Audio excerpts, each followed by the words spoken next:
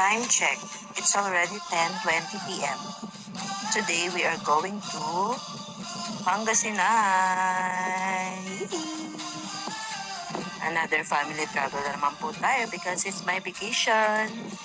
First time po pala namin mapunta ng Norte and hindi pa masyadong gamay ng asawa ko pagdadrive doon. But we try because kapag gusto, may paraan. Alam mo na, Google Map tayo. At this moment, inaayos muna namin na aming seating arrangement kasi medyo marami kami and malayo ang aming pupuntahan. And check muna ng bahay bago umalis para safe.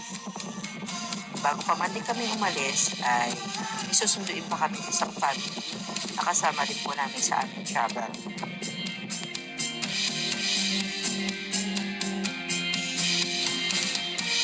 Before we travel, syempre we need to pray first para sa ating safetyness and guidance sa ating driver. Dahil kasi long drive to papuntang Pangasinan. Every vacation ko po talaga nag-iisip ako kung saan kami pwedeng pumunta ng aking buong pamilya. Gusto kasi namin ng another place with a memory. And ito na nga po pala yung isang family na sinundo namin from Bacoor para makomplete na po ang aming travel. At ito na nga, nagkakagulo na nga kami kung paano aayusin ang ating seating arrangement kasi nga medyo marami rin kami. Kahit malaking van, pamilya rin kasi yung kasama. Info lang po pala bago po namin masakatuparan tong pangarap namin travel to Pangasinan pinag-usapan namin yung about sa van, ambagan, pagkain para tipid, at kung ano-ano pa man.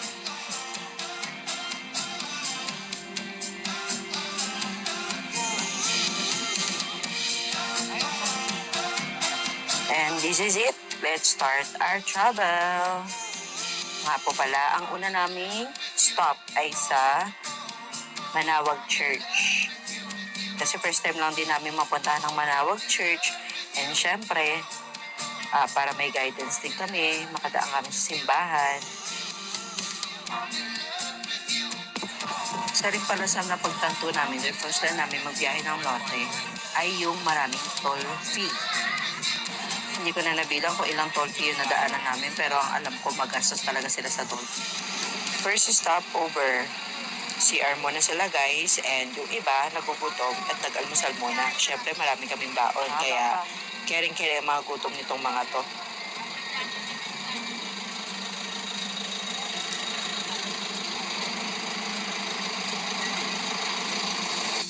And after 2 hours, yes, nakita ko na ang arko ng Manawag. Nakaka-excite and ang sarap sa puso na mararating ko na din ang church nito.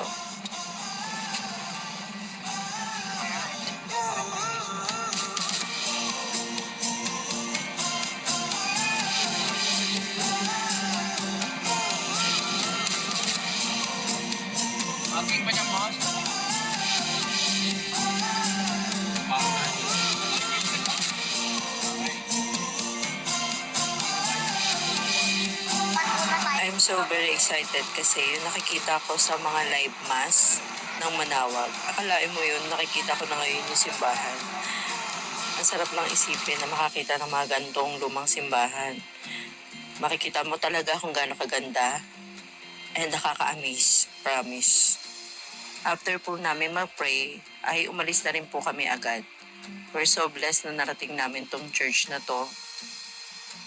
And I know na may guidance na rin po kami sa susunod naming destination.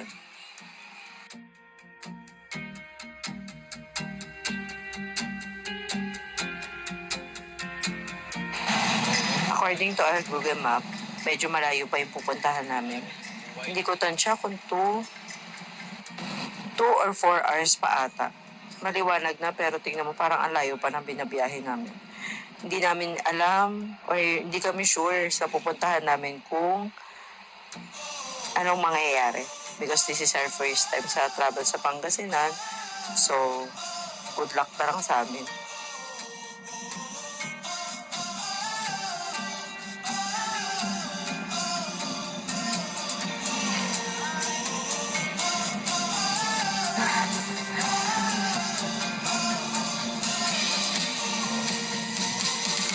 Isa lang din sa nakakatuwa kapag nagta-travel ka. No? Ang dami mo nakikita kong magagandang tanawin, magagandang lugar na ang sarap ding puntahan. Nakaka...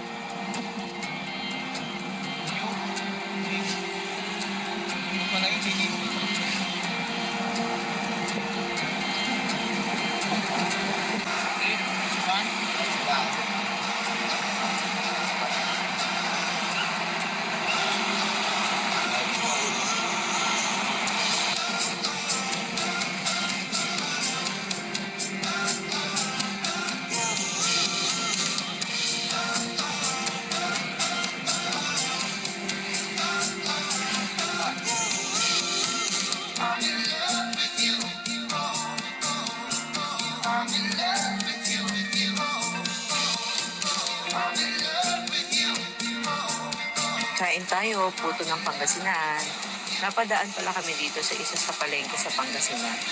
Kasi dito lang kami nakakita ng uling at nakahanap ng yelo sa wakas. Ang hirap paghanap ng yelo dito, promise. Ilang 7-Eleven yung pinuntahan namin, wala talaga silang stock ng yelo. Hindi ko malaman kung bakit, nakakaloka. Dito nga po pala kung mapapansin yung sikat na yung araw pero nasa biyahe pa rin kami.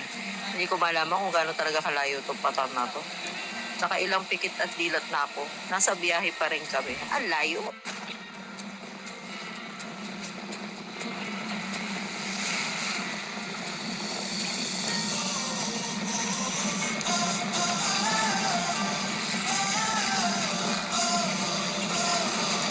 Dito na ako medyo nabuhay ng loob nang makita ko to arko ng Alaminos.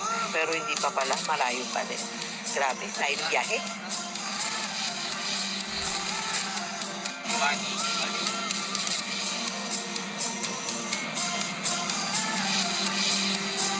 At sa wakas, nakita ko rin yung word na patar.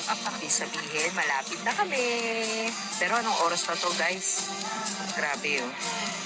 Yung mga kasama ko, nakatulog na lahat-lahat at nakagising. Pero tingnan mo, wala pa rin kami sa pupuntahan namin.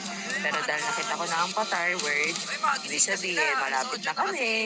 8 o'clock nga pala ng umaga na dyan. Layo ng biyahe namin, madaling araw nung nabiyahe kami hanggang umaga, nabiyahe pa din, kaloka. Tingnan mo, nung nakita ko na yung dagat, ibig sabihin, malapit na kami. Ay, sa wakas. Ano?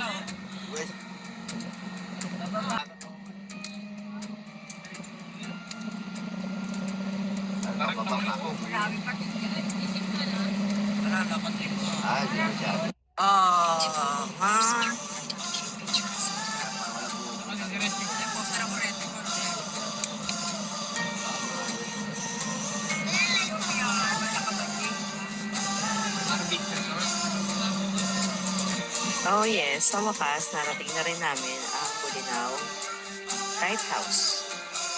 Guys, nakakapagod pero sulit naman pag nakita mo naman yung paligid, diba?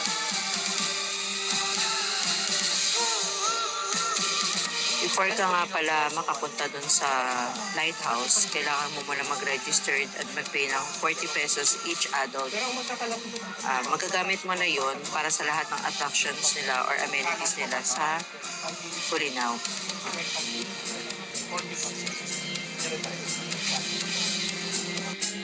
And yes, our second destination, Bolinao Lighthouse. Ang ganda. Nakikita ko lang din sa mga videos at TikTok. Ngayon, nakikita ko na ng harapan. Nakaka-amaze talaga makarating sa iba't ibang lugar. Siyempre, ano pa nga bang gagawin? Sinulitan namin ang walang sawang kaumay-umay na picturan. Memories nga, di ba? Kailangan natin ng maraming memories.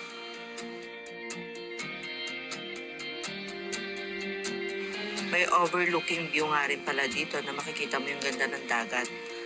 At this time naman, ginawa naman akong human drone ng mga to. Well, maganda rin naman ang kinalabasan. At least, hindi na kailangan mag-arkila ng ibang human drone. No? Kinarir ko na. Parang Siargao lang ang tech, diba? Diba ganyan yung ginagawa nila sa Siargao? Diba, ang ganda. Pero syempre, kailangan din makikita din yung human drone dyan. Hindi pwedeng mawala. Ah!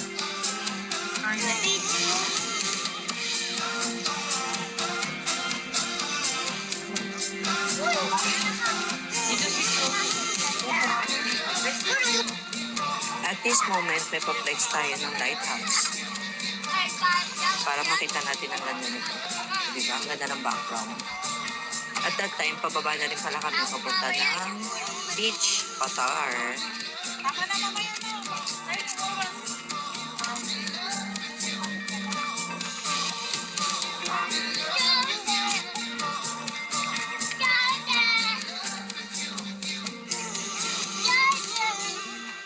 Ito nga po pala yung entrance na papuntang Patar Public Beach Resort. Yan. May mga tinda ng mga souvenirs, may painting sa pader, bago marating yung beach. Nauna muna ako pumasok sa loob para makapagpa-reserve kami ng cottage namin and para makita ko kung ano yung itsura sa loob bago ko sila pinasunod.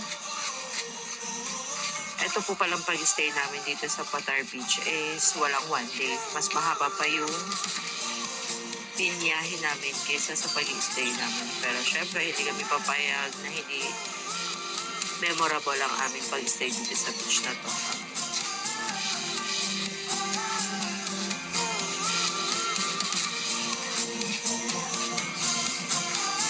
And another yes. And so amazing. Ang ganda ng dagat, ang linaw ng tubig, ang ganda ng buhangin. Ang ganda-ganda. Sulit na sulit ang mahabang biyahe namin. So love it. Ang napili po pala namin cottage is good for only 1,000 pesos. Sulit na sulit na para sa 17 bucks. Nagdala rin pala kami ng tent para makatulog ang aming driver.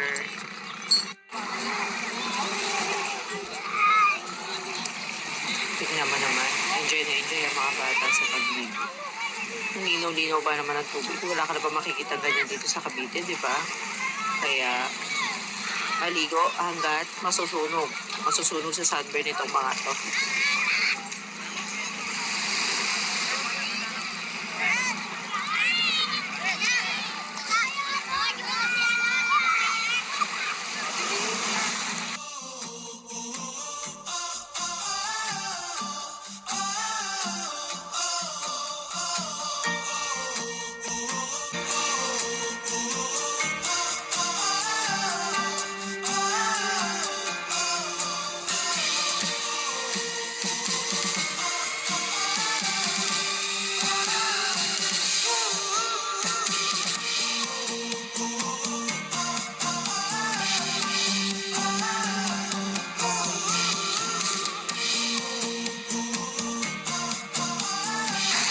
Isa lang ang masasabi ko, hindi ako nagkamali ng punta ng beach.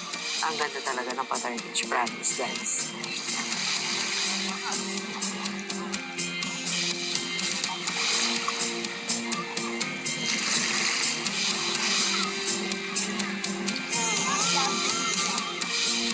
Para ko na dyan si Rena.